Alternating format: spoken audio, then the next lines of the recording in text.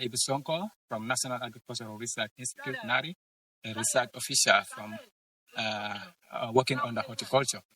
So today, the activities that we did since we came here during our training course, and the most activities that I admire is breeding, because I can see that breeding is very, very important. Yeah, because during the breeding will help you to minimize the cost of buying expensive seeds, and it will also increase the yield of a crop. And also, through breeding, you'll be able to get a variety that are resistant to pests and disease, and also heat tolerance. And it will also enable you to have high quality seeds and uniformity of also seeds for the market needs. You will get all those through breeding. Of course, we went to, there's a field day that we attended, the other part of the country, where we went with Lema, a field day on varieties that are being released, and they are being given to their contract growers, and then farmers were also there to get this sensitized on the new release varieties. And the new release varieties were Grand Popo and that of tomato varieties. That they are trying to sensitize them and on the new traits that the varieties have, and which I found very, very impressive.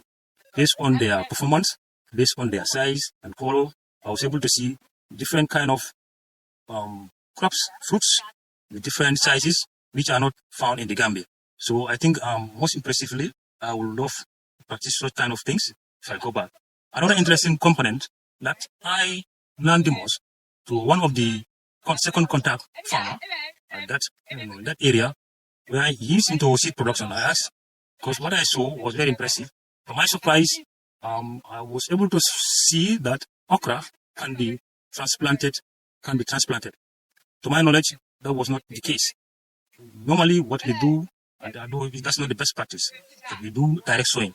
So it is, to my knowledge, this training has introduced me to that component that seeds of okra needs not to be direct sown. Instead, they should be transplanted. So in that case, and then if the more they are transplanted, the better they perform, better the performance at field level. So in doing the transplanting, we also learned that there should not be any type of soil. The soil that the substrate is supposed to be what? The substrate should be compost and that of a sterilized soil. Because the better you sterilize your soil, the more friable it becomes, and less microorganisms, that nematodes that will affect the crops on the onward transmission at field level. So what I learned there, how okra is grown at nursery level, using trays, using compost, and sterilized soil. We want to emphasize on the field trips that we experience in the up countries, where you will meet farmers on the form of a field day, where they were demonstrating different agronomic activities practiced. And different varieties of pepper were introduced to farmers, which was given to master farmers that were producing it in the local communities. So the agronomic practice that they were doing was on the checking on the mulching, how to minimize water in order to produce, and also they were also checking on staking, especially on tomato. So that one also we learned a lot on it, and also using collars to control pests. So we really learned those things in the up countries where we meet farmers, where they were explaining to them the importance of doing those such things, activities in the garden or in the field, in order to maximize their production or to control pests within those areas. So we also visited where they were doing okra nursery, which in our country we do direct sowing, we hardly do okra nursery. So we also pick it from them with the okra nursery. They produce more compared to direct sowing. So I know when I go back, I'll be able to share this information with the farmers that we are working with. So that now instead of doing direct sowing, we try to do nursery in order to help farmers to. Who had a field trip in their own countries, where we visited World Vet contact farmers, we have visited 2 contact farmers from their own countries.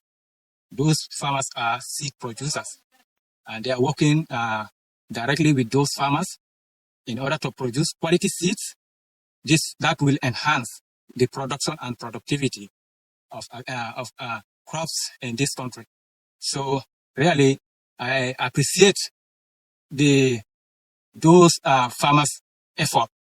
Yeah. So really, these are the things that actually I really appreciate it, and I promise if I go back, then I will try to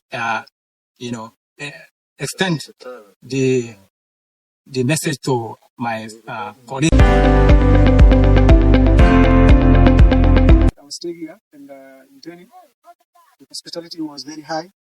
Because we feel like home. Yeah, we have good accommodation.